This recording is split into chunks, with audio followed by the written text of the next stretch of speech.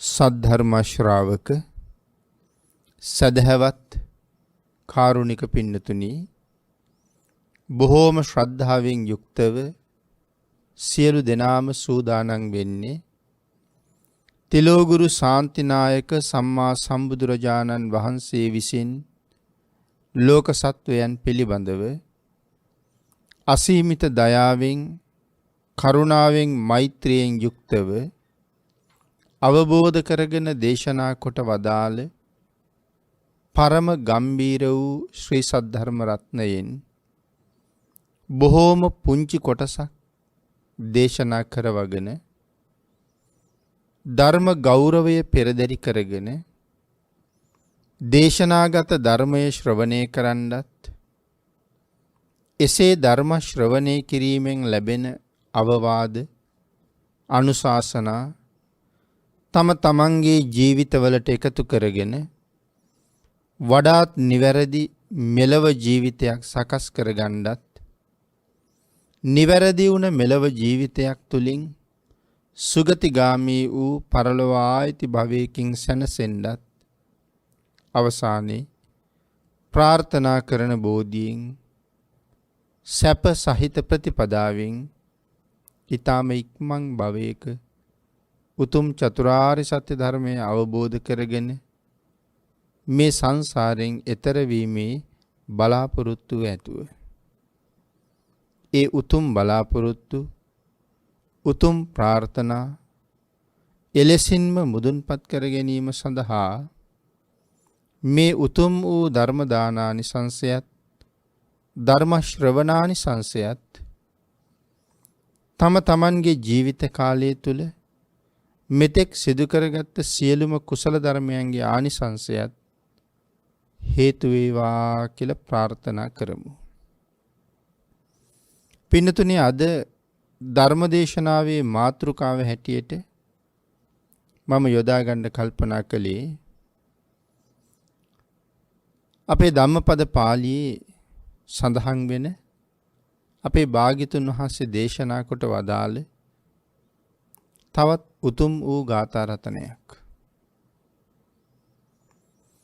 අත්තාහි අත්තනෝ නාතෝ කෝහි නාතෝ පරෝසියා අත්තනාහි සුදන්තේන නාතං ලබති දුල්ලබං. මේ උතුම් ගාථා රත්නය අපේ භාග්‍යතුන් වහන්සේ දේශනා කොට වදාළේ කුමාර කාශ්‍යප මහරහතන් වහන්සේගේ මව් මෙහෙණිය නිසා. මේ ගාථා රතනේ සරල තේරුම තමයි අත්තාහි අත්තනෝ නාතෝ. තමන් මේ ලෝකේ තමන්ට ඉන්න එකම පිහිටයි. කෝහි නාතෝ පරෝසියා. තමන් තමන්ට පිහිටක් වෙන්නේ නැත්තම් තමන්ට පිහිට වෙන්නේ වෙන කවුද? අත්තනාහි සුදන්තේන නාතං ලබති දුල්ලබං. මනාකොට තමාව දමනය කරගන්න යම් කෙනෙක් කටයුතු කරනවා නම් ඔහු ලබන්නට දුෂ්කර වූ පිහිටක් ලබනවා කියන කාරණාව මේ ගාථා රත්නයේ සරල තේරුමයි. අපි මුලින් කල්පනා කරලා බලමු මේ වාගේ ගාථා රතනයක් භාග්‍යතුන් වහන්සේ දේශනා කරන්නේ මොන වාගේ හේතුවක් නිසාද කියලා. පින්නතුනි, අපේ බුදුරජාණන් වහන්සේ ජීවමාන කාලේ සවැත් නුවර එක සිටු පවුලක දියණියක් ලාබාල කාලේ ඉඳලම පැවිදි වීමේ අවශ්‍යතාවය පිළිබඳව මව්පියන්ට සිහිපත් කළා. නමුත් අම්මා තාත්තා ඇගේ විවාහ පැවිදි ජීවිතයේ සම්බන්ධයෙන් ඒ තරම් ලොකු සැලකිලිමත් බවක් දැක්ුවේ නැහැ.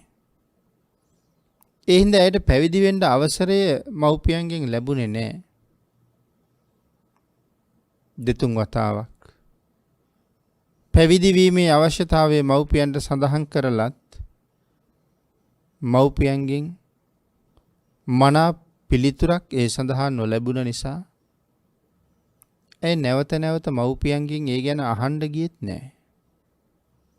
හැබැයි ඇය පැවිදි වෙන්න තියෙන අදහස අත්හැරගත්තෙත් නැහැ. ඇය කල්පනා කරනවා නිතර නිතර මව්පියන්ගෙන් මේ ගැන අහලා අම්මගේ තාත්තගේ හිත රිදවන එක ඒක මං වාගේ දුවෙකුට ඒ තරම් සුදුසු නෑ.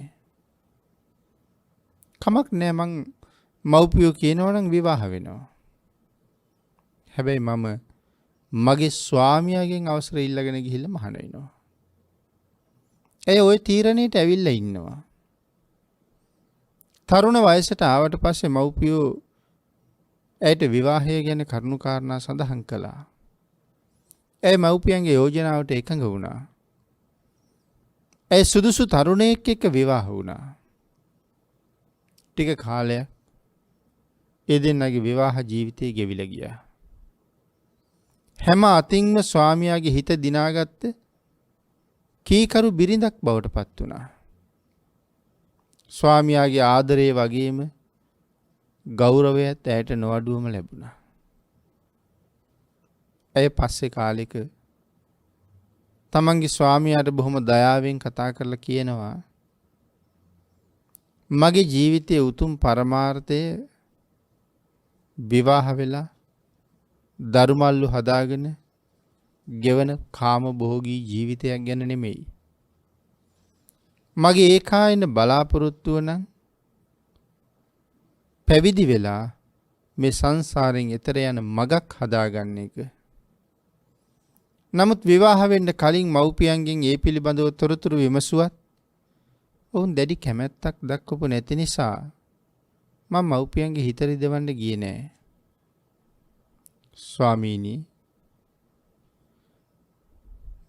නමුත් මගේ පැවිදි වීමේ කැමැත්ත ආසාව තාම අත්හැරිලත් නෑ.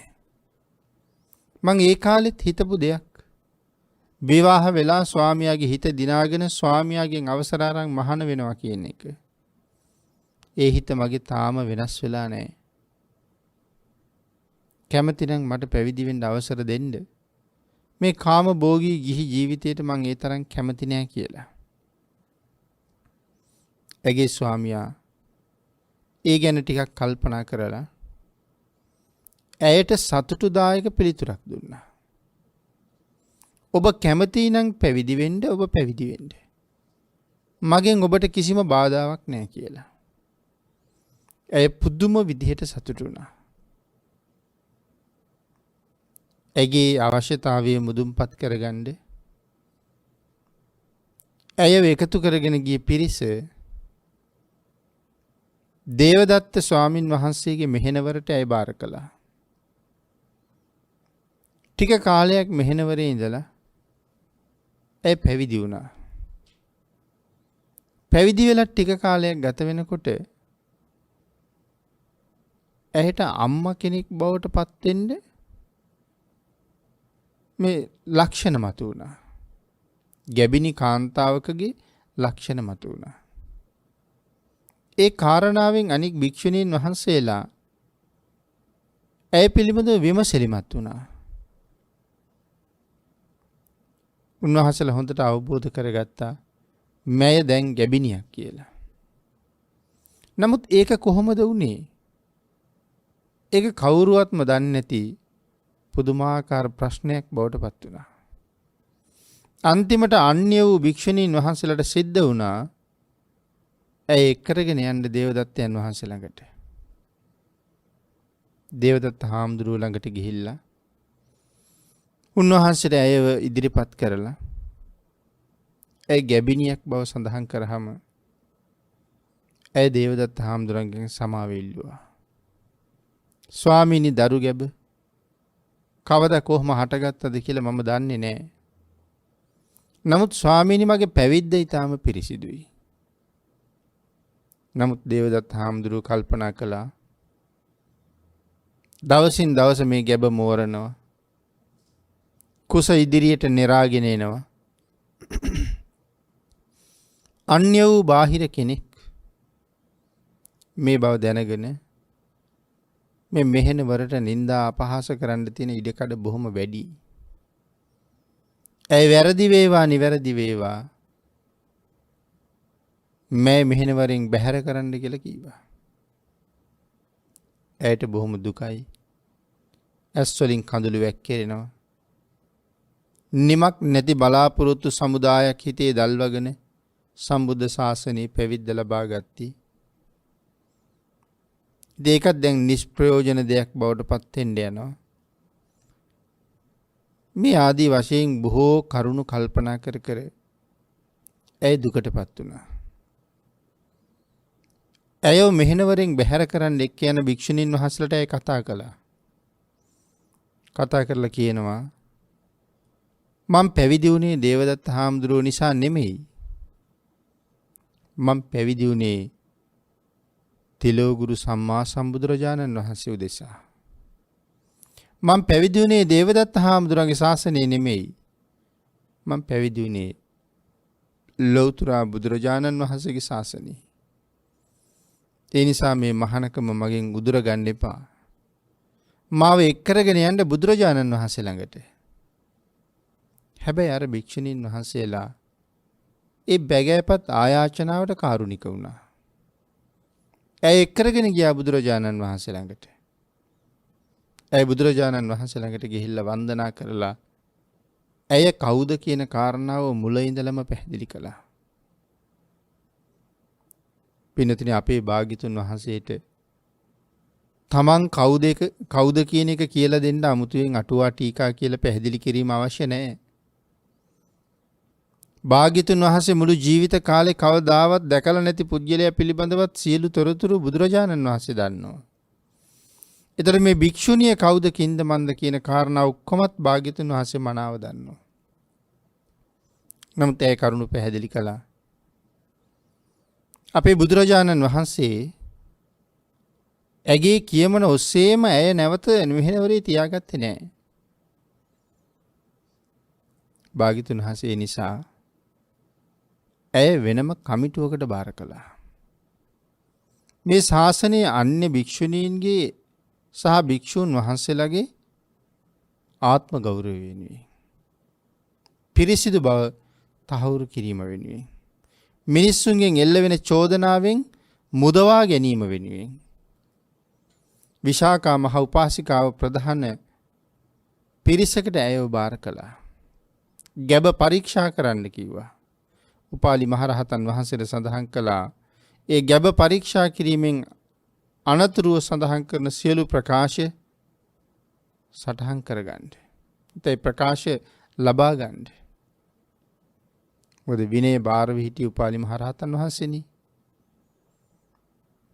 කොසල් රජුරු අනාථපිණ්ඩික සිටුතුමා විශාකා මහ උපාසිකාව මේ සෑහෙන පිරිසක්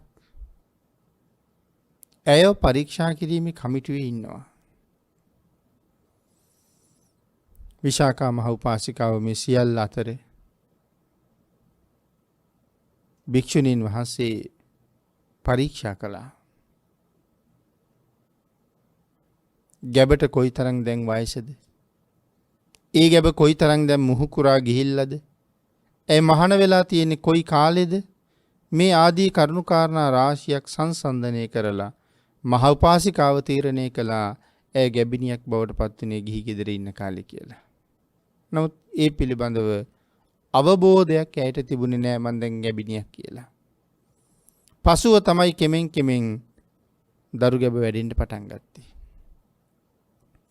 බුදුරජාණන් වහන්සේට කරුණු වාර්තා කළා.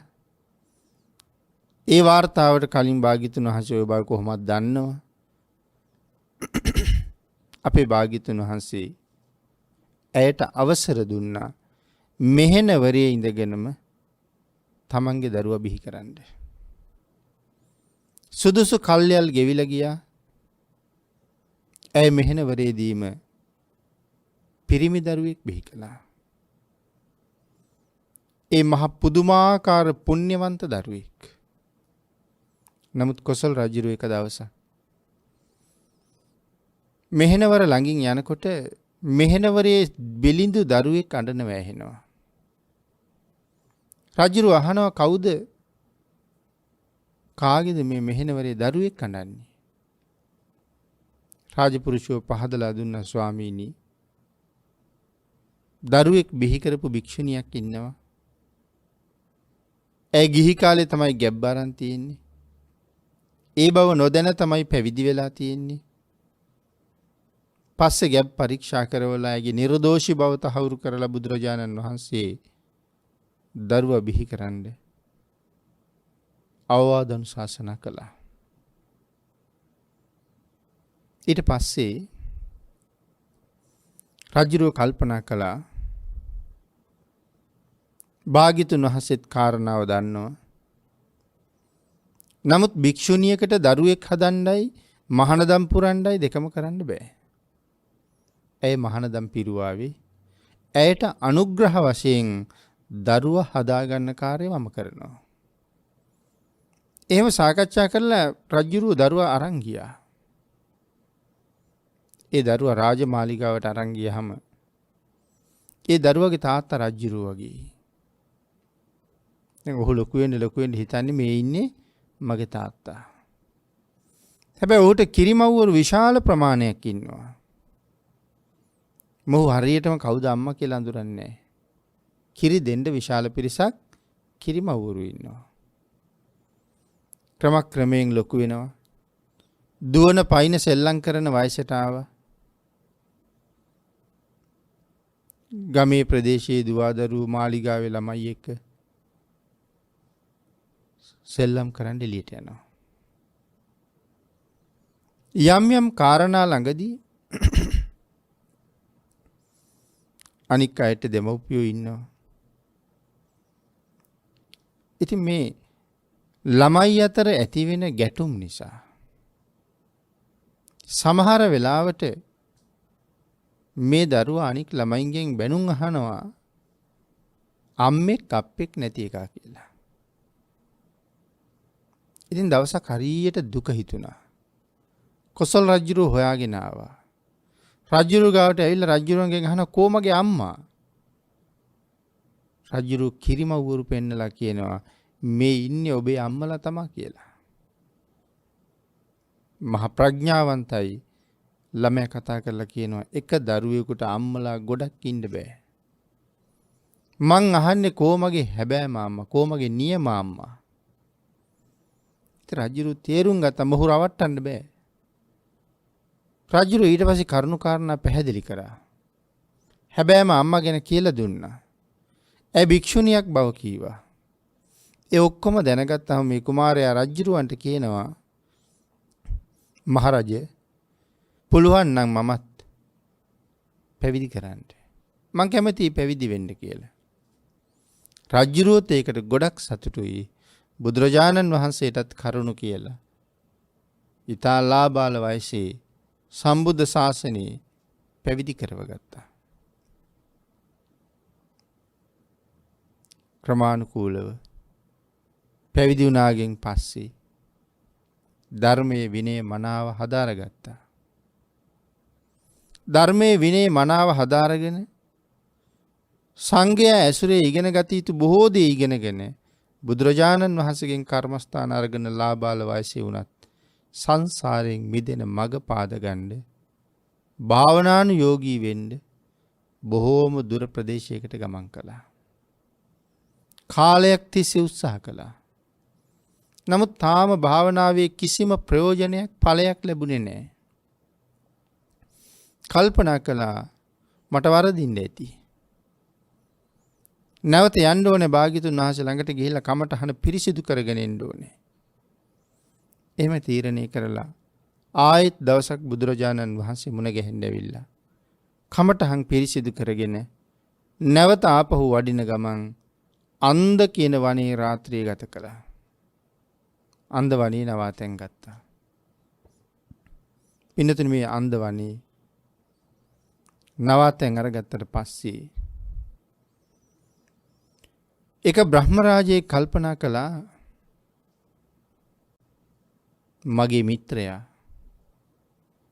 නැවත සම්බුද්ධ ශාසනය පැවිදි වෙලා මේ සංසාරයෙන් එතර වෙන්න කෙරවලට යන පාර හොයනවා.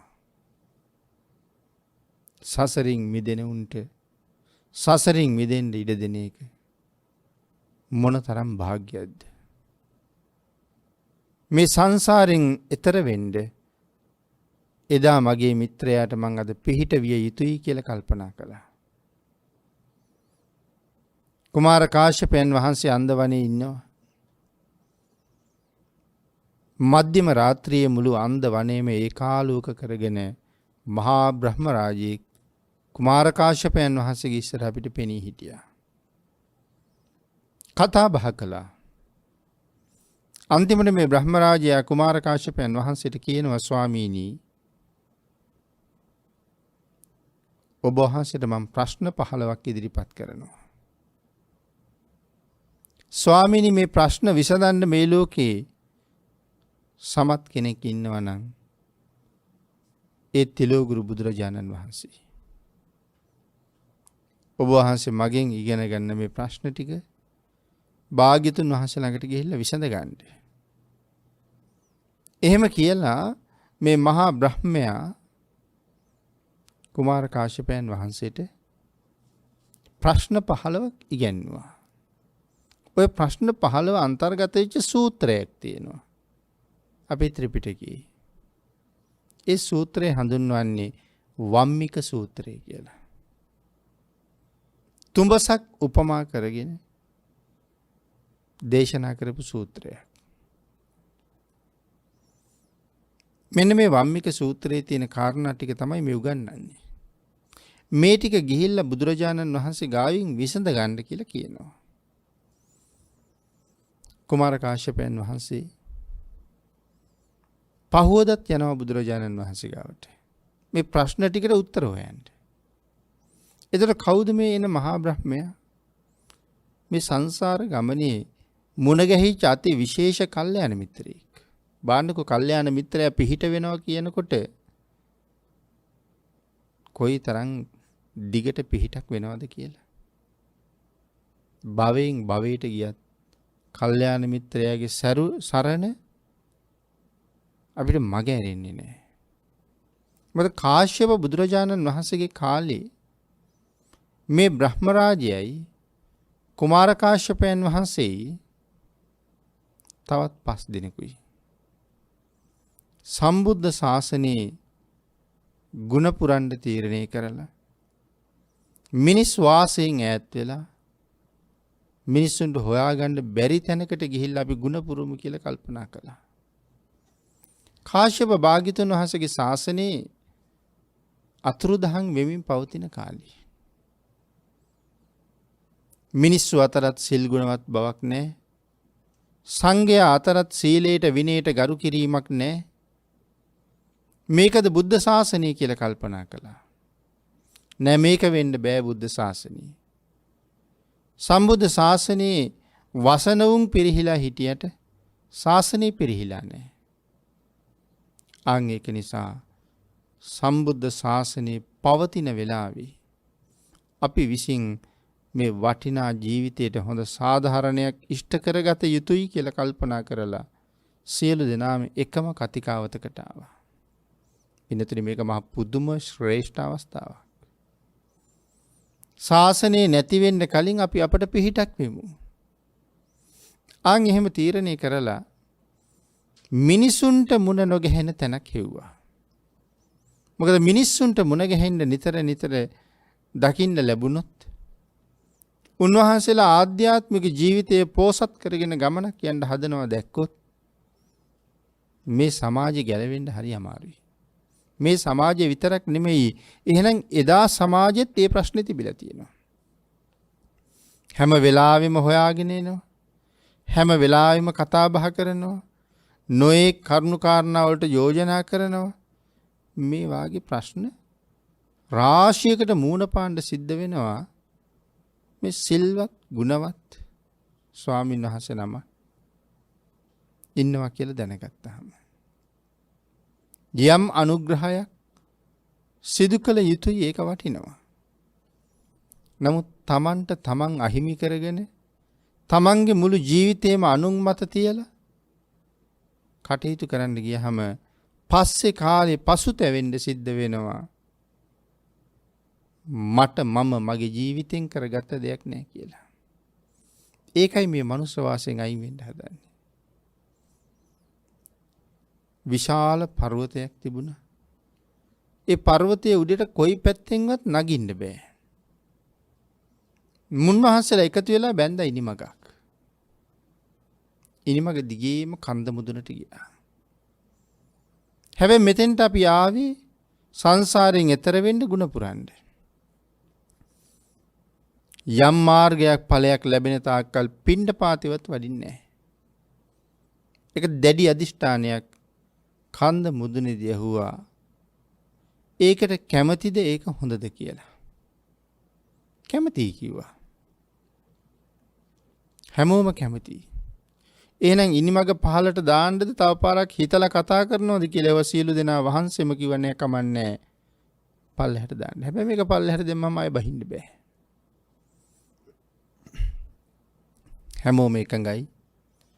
සියලු දෙනාම තියෙන දෙයක් වළඳලා වැඩියෙන් කාලය යොදනවා භාවනාවට. පළවෙනි රාත්‍රියේ ඉක්ම යනකොට ඒ පිරිසෙන් එක්කෙනෙක් රහත් වුණා. රහතන් වහන්සේ පස්සේ දවසේ අනික් භික්ෂූන් වහන්සේලා ළඟට ඇවිල්ලා අහනවා, ඔබ වහන්සේලාට උතුරු කුරු දිවයිනෙන් මම දානේ හොයාගෙන ඇවිල්ලා දෙන්නද? දානේ වළඳලා තව උත්සාහ කරනවද කියලා. එක භික්ෂූන් වහන්සේ නමක් අහනවා, ස්වාමීනි මේ කන්ද මුදුනට එනකොට අපි තිබුණ කතිකාවතක්. ලේමස් වේලිලා මැරිලා ගියත්, සා පිපාසාවෙන් වේලිලා මැරිලා ගියත්, යම් මාර්ගයක් ඵලයක් නොලබා දන් වළඳන්නේ නැහැ කියලා. රහතන් වහන්සේ එතනින් එහාට මුකුත් කතා කළේ නැහැ. අනික් භික්ෂූන් වහන්සේලාගෙන් තවත් කෙනෙක් පහුවදා වෙනකොට අනාගාමී වුණා. ඉතුරු අය තමයි මේ සංසාරයෙන් එතරට පාර හොයමින් සසර ගමනේ තව යන්නේ. ආන්ගේ අනාගාමි වෙච්ච අයගෙන් නැත්නම් අනාගාමි වෙච්ච භික්ෂුන් වහන්සේ තමයි මරණින් මත්තේ බඹලව උප්පත්තිය ලැබී සුද්ධාවාසී. ඒ සුද්ධාවාසී ඉපදිච්ච දිව්‍ය රාජයා තමයි කුමාර කාශ්‍යපයන් වහන්සේට පාර කියලා දෙන්නේ. කුමාර කාශ්‍යපයන් වහන්සේ ඊට අමතරව පුක්කුසාති මහරජුරු මේ ආදි වශයෙන් ඒ කණ්ඩායමේ හිටපු අය. ඒතර මේ මහා බ්‍රහ්මයාගේ උපකාරය නිසා කුමාර කාශ්‍යපයන් වහන්සේ බුදුරජාණන් වහන්සේ ළඟින් මේ ප්‍රශ්න ටික විසඳගෙන සව් කෙලෙස් නැසලා අති උතුම් අරහත්ත්වයේ සාක්ෂාත් කරගත්තා. කුමාර කාශ්‍යපයන් වහන්සේගෙන් අහන ප්‍රශ්න ටික මේ බ්‍රහ්ම රාජයා. ඒ ප්‍රශ්නවල අන්තර්ගත වෙන්නේ ක්‍රමානුකූලව නිවනට යන්නේ කොහොමද කියන එක. ඒක අහලා විසඳගෙන මනාව දැන අවබෝධ කරගෙන ඒ අති උතුම් රහත් මඟ ප්‍රත්‍යක්ෂ කරගන්න මේ කුමාර කාශ්‍යපයන් වහන්සේට පුළුවන් වුණා. දැන් පැවිදි වෙලා අවුරුදු 12ක්. 12 අවුරුද්දකට පස්සේ රහත් වෙනවා. එක දවසක් උන්වහන්සේ පිණ්ඩපාතේ වඩිනවා. දැන් ඒතර උන්වහන්සේගේ අම්මට මොනවා වෙලා ඇද්ද? විවාහ ජීවිතයට එන්න කලින් ඉඳලා ඇය පුළුවන් තරම් මහන්සි වුණේ පැවිදි වෙන්න. සංසාරේ කෙටි කරගන්න වීරිය කරන මගට එළඹෙන්න. දරුවෙක් ලැබිච්ච දවස් ඉඳලා ඇයට මම භික්ෂුණියක් කියන කාරණාව අමතක වුණා. ඇය දැන් අම්මා කෙනෙක් කියන තැන ඉන්නේ, නමුත් පුතා නැහැ. ශාසන ප්‍රතිපදාව සම්පූර්ණ කරමින් ඇය තමන්ගේ සසර ගමන දිනන්න කටයුතු කළේ නැහැ. ඇය නිරන්තරයෙන් රෑදවල් මහන්සි වෙලා තියෙන්නේ තමන්ගේ පුතා හොයන්න. කඳුළු බොනවා කියන එක ඉවරයක් නැහැ. එක දවසක් කුමාර කාශ්‍යපයන් වහන්සේ ඇතුල් නගරේ වීදියේක පිණ්ඩපාතේ වඩිනවා. මේ භික්ෂුණීන් වහන්සේත් පිණිසුඟා වඩිනවා. හැබැයි ඇය දැක්කා ඈත වීදියේක භික්ෂුන් වහන්සේ නමක් වඩිනවා. ඒ වෙන කවුරුවත් නෙමේ මගේ පුතාමයි කියලා කල්පනා කළා.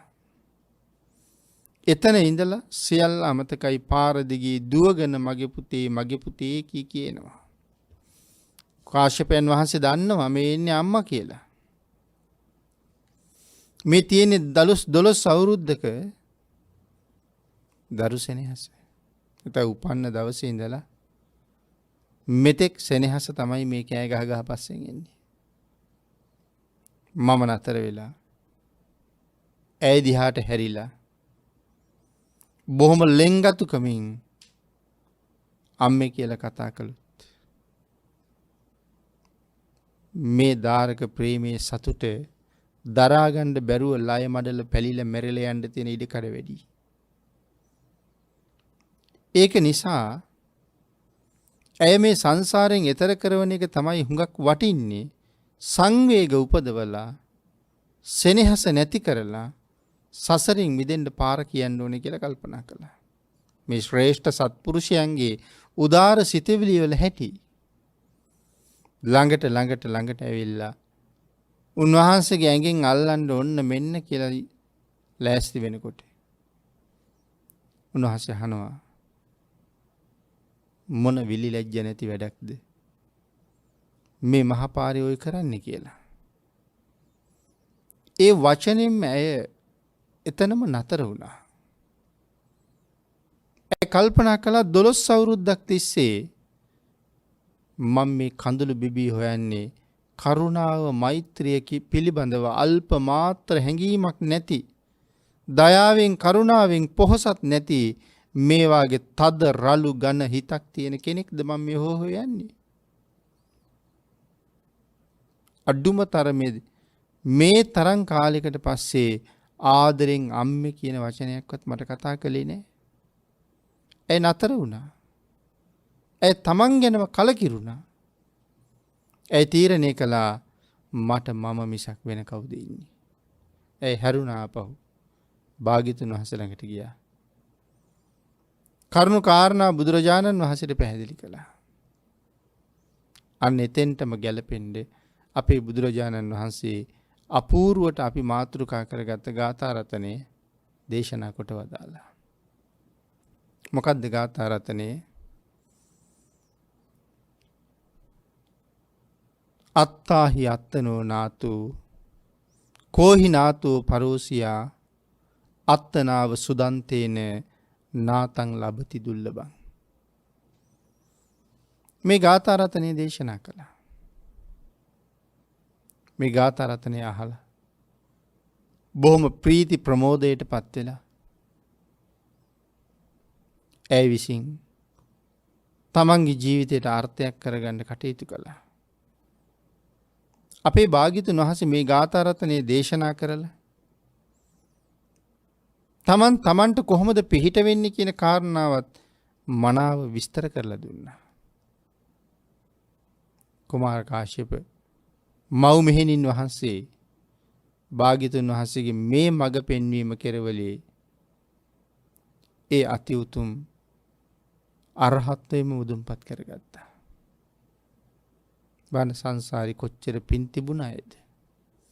මේ ජීවිතෙන් රහත් වෙන්න සසර පින් තියෙන උතුමන් මේ භවයෙන් වෙහිච්ච සංසාරේ නිසා කොයිතරම්නම් නැවත අඳුරු අගාධවල ඇද වැටෙනවද?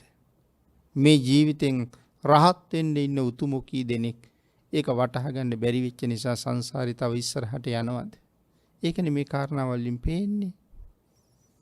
අවශ්‍ය සත්පුරුෂයෙක් මුණ ගැහුනොත් මේ ජීවිතෙන් සසර කෙරවල කරන්න පුළුවන් අය එදා විතරක් නෙමෙයි අදත් ඉන්නවා. ඉතින් භාග්‍යතුන් වහන්සේ මේ ගාථා රතනෙන් මනාව පැහැදිලි කරලා දේශනා කළා අත්තාහි අත්තනෝ නාතු තමන්ට පිහිට තමන්මයි. පින්නතේ තමන්ට පිහිට වෙන කවුරුවත් නැහැනේ. මම වෙනුවෙන් යම් ලාභයක් කරගන්නවා නම් අභ්‍යන්තර ලාභයක් සංසාරේ වෙනුවෙන් යමක් ඒක මමම තමයි කරගත යුත්තේ. හැබැයි පාඩුවක් කරගන්නවා නම් ඒ පාඩුව කරගන්නෙත් මමම තමයි. ආංගිකයි සඳහන් කළේ අත්තාහි අත්තනෝ නාතු තමන්ට පිහිට තමන්මයි. මේක ඉතින් ජීවිතේ කොයි පැත්තකට යොදන්න පුළුවන් කාරණාවක්ද?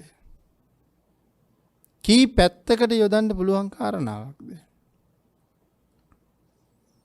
තමන්ට පිහිට තමන්මයි. පින්නතුනි මෙතන පිහිට කියලා කියන්නේ මේ ලෞකික ජීවිතයේ දියුණුව උදෙසා වෙන පිහිට නෙමෙයි. සංසාරයෙන් එතර යන්න සතර අපායෙන් මිදෙන්න තියෙන පිහිට.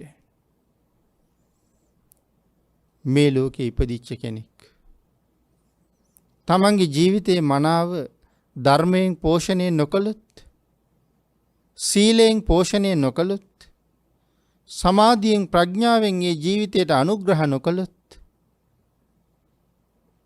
ඒ ජීවිතයෙන් බලාපොරොත්තු වෙන දේ සම්පූර්ණ කරන්න බැරුව යනවා. අන්න ඒක නිසා ලෞකික ජීවිතයේ දියුණුවත් ආධ්‍යාත්මික ජීවිතයේ දියුණුවත් දෙකම තියෙන්නේ තමන් මතමයි. තමන්ගේ කර මතමයි ඒ කාරණා දෙකම තියෙන්නේ. තමන් තමයි තීරණය කළ යුත්තේ මේ ලෝකේ ජීවත් වෙන කාලේ මම කළ යුත්තේ මොකද්ද, මම නොකළ යුත්තේ මොකක්ද කියලා.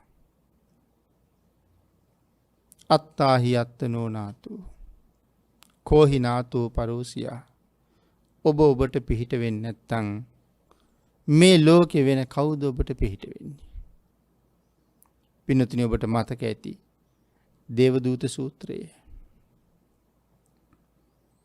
යම රජුරෝ නිරේට ආපු මේ පුජ්‍යලයාගෙන් දේවදූතයෝ ගැන අහනවා. නමුත් ඔහු දේවදූතයෝ ගැන දන්නේ නැහැ. ඔහු දේවදූතයෝ අඳුරන්නේ නැහැ. නමුත් යම රජුරෝ පස්සේ මතක් කරලා දෙනවා ඇයි මේ ඉන්නේ පළවෙනි දේවදූතයා? අලුතෙන්ම ඉපදිච්ච බිලිඳු දරුවා. දෙවනි දේවදූතයා මේ ඉන්නේ අවුරුදු 80ක් 90ක් වෙච්ච වයෝවෘද්ධ පුජ්‍යලයා. තුන්වෙනි දේවදූතයා මේ ඉන්නේ ලෙඩ වෙලා එක්තැන් වෙලා නැගිට ගන්න බැරුව මල මුත්‍ර ගොඩේ වැතිරිලා. මේ ආදි වශයෙන් දේවදූතයෝ ටික පෙන්නලා දෙනවා. හතරවෙනි දේවදූතයා රජුව දඬුවමට භාජනය කරපු අය. අන්තිම දේවදූතයා මරණයටපත් වෙච්ච ඉදිමිච්ච නිල් වෙච්ච මලකඳන් ටික. ඉතින් මේ දේවදූතයෝ ගැන පැහැදිලි කරලා යම රජු මුහුගෙන් අහන්නේ මේ දේවදූතයෝ හඳුනාගත්තේ නැති නිසා. මේ දේවදූතයෝ දිහා බලලත් සංසාරේ හඳුනාගත්තේ නැති නිසා ඔබ ප්‍රමාද වුණා ගොඩක්. ඔබ හිතින් වැරදි කළා. ඔබ කයෙන් වචන වැරදි කළා. ඔබ වචනයෙන් වැරදි කළා. ඒ කරපු වැරදි ඔබේ අම්මා නෙමෙයි, තාත්තා නෙමෙයි, සහෝදර සහෝදරියෝ ඥාතීන් නෙමෙයි කළේ ඔබමයි. එහෙනම් මේකට විපාක විඳින්න ඕනෙත් ඔබමයි. උඹම නම් වැරදි කළේ විපාක විඳින්න ඕනෙත් ඔබමයි. ඉතින් එහෙමනම් අත්තාහි අත්තනෝ නාතෝ කෝහි නාතෝ පරෝසියා. මම කරගත්ත යහපත් වැඩවල ප්‍රතිඵලයක් හැටියට සුගතියකට ගමන් කරනවා නම් ඒ සුගති මාර්ගය හදාගන්න ඕනෙත් මමමයි. දුගතියට පාර හදාගන්නෙත් මමමයි. ආන් ඒක නිසා මගේ සුගතිය දුගතිය තව කෙනෙක් හදන දෙයක් නෙමෙයි. ඒක මමම හදාගන්න දෙයක්. ආයකයි සඳහන් කළේ මට මම පිහිට වෙන්නේ නැත්තම්, මට මම සරණක් වෙන්නේ නැත්තම්, මට මම හෙවණැල්ලක් වෙන්නේ නැත්තම්, මට මම දිවයිනක් වෙන්නේ නැත්තම් මේ ලෝකේ කවුද මට ඒ ටික කරලා දෙන්නේ? හිතලා බලන්න ලෞකික ලෝකෝත්තර ජීවිතයේ ඒ උතුම් බලාපොරොත්තු හැම අතින්ම මුදුන්පත් කරගන්න යම් තැනක යම් කාර්යයක් සිද්ධ කළා නම්, සිද්ධ වුණා නම් මගේ මැදිහත් වීමක් නැතුව ඒක කරන්න බෑනේ. අනික කවුරුවත් කරලා දුන්නට වැඩක් නෑනේ මගේ ඒ පිළිබඳව යෙදීමක් නැත්තම්. ඒ හින්දා මට සරණ මට පිහිට මමමයි. ඊළඟට සඳහන් කළා අත්තනාහි සුදන්තේන මනාකොට යම් කෙනෙක් තමාව දමනය කරනවාද? අත්තනාව සුදන්තේන මනාකොට යමෙක් තමාව දමනය කරනවාද? මොකද්ද පින්නතුනි මේ මනාකොට තමන් දමනය කරනවා කියලා කියන්නේ? කෙලෙස් සතුරන්ගෙන් රැකවරණය හොයා ගන්නවා කියන එකයි. මොකද නිතර නිතර අපේ චිත්තසංතාන තුළ උපදින කෙලෙස් වල සීමාවක් නැහැ. ඇයි මේ උපදින කෙලෙස් වල සීමාවක් නැහැ කියලා සඳහන් කළේ? අපේ හිතට මොනතරම් කෙලෙස් සිතුවිලි උපදිනවද? ඒවා මෙච්චරයි මෙපමණයි කියලා ප්‍රමාණයක් කරන්න බෑනේ අපට කවදාවත්. අප්‍රමාණ අසීමාන්තික කෙලෙස් සිතුවිලි උපදිනවා, සියල්ලම ක්‍රියාත්මක වෙන්නේ. නමුත් මේ සිතුවිලිත් එක්ක ක්‍රියාත්මක වෙන අපි අකුසලයෙන් තමයි නිමා වෙන්නේ. කෙලෙස් අපිට කුසල් කරලා දෙන්නේ නැහැනේ. කෙලෙස් අපට අකුසල්මයි කරලා දෙන්නේ. අන්න ඒ නිසා සඳහන් කළා කය, වචනය, සිත මේ ద్వාරත්‍රයෙන් යම් කෙනෙක් වැරදි විදිහට ක්‍රියාත්මක වෙනවා නම් ඒක ඔහුම කරගන්න වරදක්. ඒක ප්‍රතිඵලයත් ඔහුම ගෙවිය යුතුයි. ඔහුම විඳ යුතුයි. මොකද මගේ කය පාවිච්චි කරලා වැරදි කරන්න තව කෙනෙකුට බෑ. මගේ වචනේ පාවිච්චි කරලා වැරදි කරන්න තව කෙනෙකුට බෑ. මගේ හිත පාවිච්චි කරලා වැරදි කරන්න තව කෙනෙකුට බෑ. එහෙනම් මේ සිතින්, කයින්, වචනෙන් කළා නම් අකුසලයක් ඒක කරලා තියෙන්නේ මමම තමයි. අන් ඒක නිසා මා විසින් කරගත්ත සියලු කර්ම දෝෂයන්ට මා විසින්ම වග කියා ගත යුතුයි. කෙනෙක් සතර අපායට යනවද? කෙනෙක් සුගතියෙන් සුගතියට යනවද? තව කෙනෙක් උතුම් නිවනට යනවද? ඒ පුද්ගලයෝ තම තමන්ගේ ජීවිතයට සාධාරණේ කරගත් ආකාරය තමයි තියෙන්නේ. අන්න ඒක නිසා හැම කෙනෙකුටම තමන්ගේ මේ පෞද්ගලික ජීවිතය පිළිබඳව පූර්ණ වගකීමක් තියෙනවා. සංසාරේ කරගත්ත අසීමාන්තික කුසල් වියදම් කරලා වාසනාවන්ත සම්මා දිට්ඨික මනුස්ස ජීවිතයක් අරගෙන බුද්ධාන්තරයක මනුලව උපදින්න වාසනාව ලැබපු අය ඒ වාසනාව හඳුනා ගන්න නැත්තම් මේ සංසාරේ අය කොයි කාලෙක හම්බ වෙයිද මේ අවස්ථාව? මනුෂ්‍යත්වයේ දුර්ලභ බව භාග්‍යතුන් වහන්සේ පෙන්නපු කරුණු කාරණා වලට අනුව මට මේ ජීවිතේ ගිලිහිලා ගියාට පස්සේ නැවත කවද කොහෙද ලැබෙයිද? අය කවදනම් සුගතියක බුද්ධාන්තරයක ඉපදිලා මේ වගේ පින්කම් කරන්නද? බණ දහම් අහන්නද? දම්පැන් දෙන්නද? සිල් ගුණ ආරක්ෂා කරන්නද? මේ ලැබිලා තියෙන මොහොතේ වටිනකම අවබෝධ නොකරගත් අය හරියට ප්‍රමාදයි මේ ලෝකේ.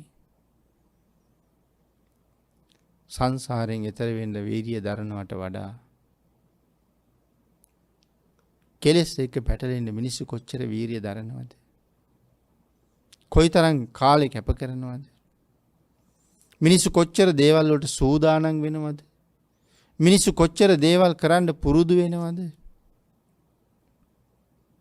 නිකන් හිතලා බලන්න. සමහර වෙලාවට කෙනෙක් පිණුම් ගහන්න පුරුදු වෙනවා. කාලාන්තරයක් පුරුදු වෙනවා. ඇඟ හරවන හැටි, ඇඟ රවුම් කරගන්න නමා ගන්න හැටි, පිණුම් කීයක් ක්‍රියාත්මක කෙරුවත් එකම තැන පිහිටන්න කටයුතු කරන හැටි,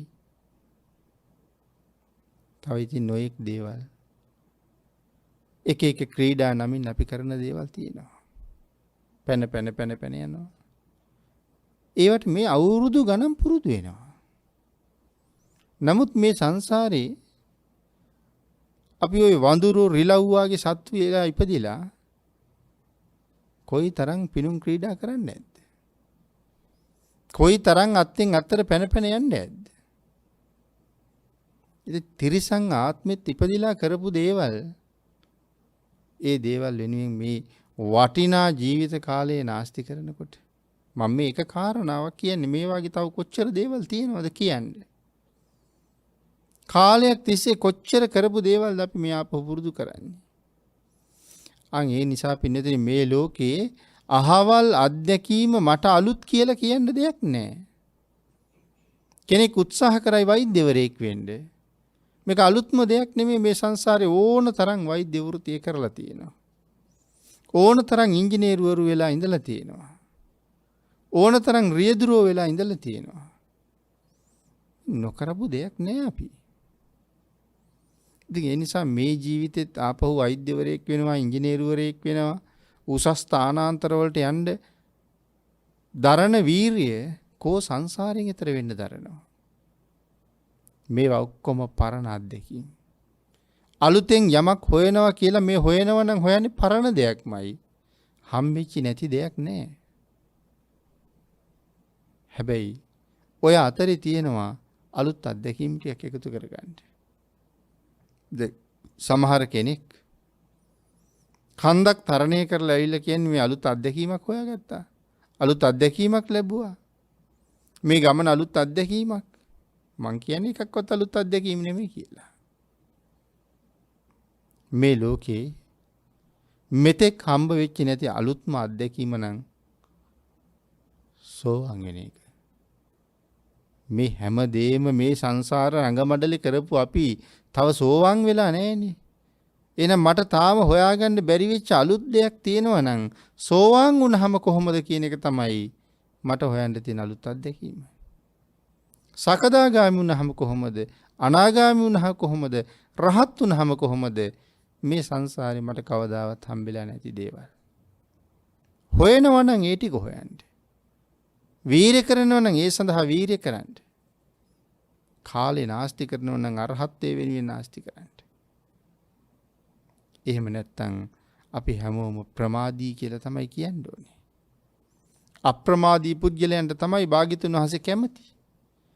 අපි ප්‍රමාදී නම් භාග්‍යතුන් වහන්සේ අපිට කැමතිද නැද්ද කියන කාරණාව අපි තීරණය කළ යුතු දෙයක්. ආන් ඒක නිසා පින්නතුනි නාතං ලබති දුර්ලභං පිළිවෙත් සරුව කුසල් දහම් සම්පූර්ණ කළේ නම් යම් කෙනෙක්. පිළිවෙත් සරුව කියලා කිව්වේ වත් පිළිවෙත් සම්පූර්ණ කරගත්තා නම් යම් කෙනෙක්. සීලය සම්පූර්ණ කරන ක්‍රමයනේ ඒක. වත්තං න පරිපූර්ණති න සීලං පරිපූර්ණති. වත සම්පූර්ණ නැති තැන සිල් සම්පූර්ණ නැහැ කියලා දේශනා කළේ. මනා වූ සම්පූර්ණ සීලයක් වෙනුවෙන් වත සම්පූර්ණ කරන්න ඕනේ. ආදි බ්‍රහ්මචාරීක සීලය, ආභි සමාචාරික සීලය කියලා කාරණා දෙකක් දේශනා කළේ එකයි. එහෙනම් පිළිවෙත් සරුව ගත කරන ජීවිතය මේ ලෝකේ බොහෝ දෙනාට යහපතක් සලසන, බොහෝ දෙනා සුගතියට යොමු කරන, බොහෝ දෙනාට මහ කල්යාණ මිත්‍රයෙක් බවට පත්වෙච්ච වටිනා වාසනාවන්ත ජීවිතයක්. අන් ඒක නිසා වත පිළිවෙතට ගරු කරන මනා වූ ජීවිත ගමනක් අපි ඇති කරගත යුතුමයි. ඒ විතරක් නෙමෙයි පින්නතුනි, තමන් හොයන උතුම් සරණ, තමන් හොයන උතුම් පිහිට සතර අපායෙන් මිදිලා සුගතියට යන එක. දවසක සුගතියෙන් මිදිලා නිවනට යන එක. එහෙම නැත්නම් ඍජුවම නිවන් මගට යන එක. ඒ නිවන් මගට කොහොමද කටයුතු කළ යුත්තේ? ඒ නිවන් මග කොහොමද සම්පූර්ණ කරගත යුත්තේ? ඒ සඳහා භාග්‍යතුන් වහන්සේ මොනවද දේශනා කළේ? මේ සියල්ලෙන් කෝක සම්පූර්ණ කරන්නත් ඒ පුද්ගලයා මුලින් තුනුරුවන් සරණ ගිය කෙනෙක් බවට පත් වෙන්න ඕනේ. උතුම් වූ පංචශීලයේ දිවිහිමියෙන් ආරක්ෂා කරන කෙනෙක් බවට පත් වෙන්න ඕනේ. විනතුනි ඒවා නිවන් මගේ මූලිකාංගනි. මේ ලෝකේ යම් කෙනෙක් නිවනින් සැනසෙන්න බලාපොරොත්තු වෙනවා නම්, සතර අපායෙන් මිදෙන්න බලාපොරොත්තු නම්, ඔවුන් සියලු දෙනා ළඟම තිබිය යුතු නිත්‍ය වූ සීලේ පන්සිල්. ඒක හරියට අපිට හිටකන්න තියෙන පොළොව වගේ. පන්සිල් වලින් පල්ලහැට යම් කෙනෙක් ගියොත් ඒ නිරයගාමී වෙන සත්වයෙක්. නිරයගාමී නොවන අය පන්සිල් වලින් පහළට වැටෙන්නේ නැහැ. මොකද පන්සිල් කියන්නේ පවාරණය කරන්න පුළුවන් සීලයක් නෙමෙයිනේ. වෙනත් නොඑක් සිල් පවාරණය කළාට පන්සිල් පවාරණය කරන්න බෑ. ඒක නිත්‍ය වූ සීලයක්. සමස්ත ලෝක ජනතාවටම තියෙන සීලයක්. ජාති කුල ගෝත්‍ර ආගම් ભેදයක් නැහැ. මේ ලෝකේ ජීවත් වෙන්න අයිති අරගෙන ආපු කෙනෙක් මේ පන්සිල් මත යැපෙන්න ඕනේ. ඒක ලෝක න්‍යාය ධර්මයත් එක්ක සම්බන්ධ වෙන කාරණාවක්.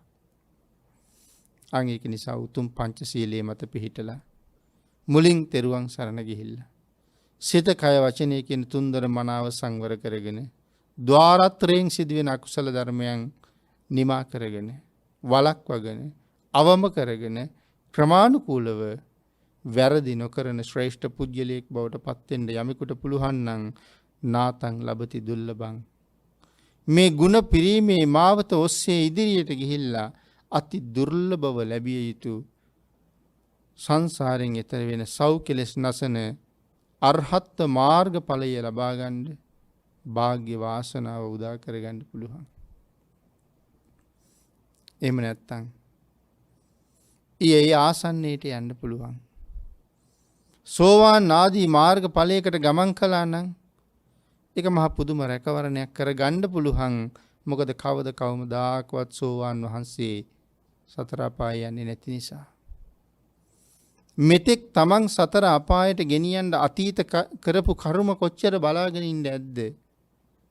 මේ දහසක් නයින් ප්‍රතිමන්විත අති උතුම් සෝවාන් ආර්ය මාර්ගඵලය ලැබනවත් එක්කම ඒ අතීත කර්ම සියල්ලම පිලිස්සීලාම යනවා. ඒ කර්ම වලට ආයෙ මට විරුද්ධව වැඩ කරන්න බැරුව යනවා. අතීත කර්ම අහෝසි කරනවා වගේම නැවත මතු සංසාරේ සතර අපායේ උපදින කර්ම රැස් කරන්නේ නැති කෙනෙක් බවට පත් වෙනවා. එහෙනම් එතනින් එහාට සකදාගාමින් වහන්සේ ගැන අනාගාමින් වහන්සේ ගැන අපිට කතා කරන්න වෙන දේවල් නැහැ. ආන් ඒක නිසා මේ අති උතුම් නිර්වාණගාමී මාර්ගයෙන් මේ සසර කෙරවල කරන්න සතර අපායෙන් මිදෙන්න නරක තිරිසන් പ്രേත අසුර මේ දුක්ඛිත තැන් වලින් මිදෙන්න අපි හැම වෙලාවෙම අපිට පිහිටක් වෙන්න ඕනේ. මම මට ආදරේ නම් කවදාවත්ම අපායට යන පාර විවෘත කරන්නේ නැහැ. ආන් ඒක නිසා පින්නතිනි ඔබ මේ ලෝකේ හැමෝටම ප්‍රිය වෙන්න කලින් ඔබ ඔබට ප්‍රිය කෙනෙක් බවට පත් වෙන්න. එහෙම ඔබට ප්‍රිය කරන කෙනෙක් වෙලා ඔබව ආරක්ෂා කරන කෙනෙක් බවට පත් වෙලා මොකද අපි බොහෝ දෙනාගේ ආරක්ෂකයෝ වෙන්න කැමතියි. නමුත් මට ආරක්ෂකයෙක් නැහැ. මගේ එකම ආරක්ෂකයා මමමනේ.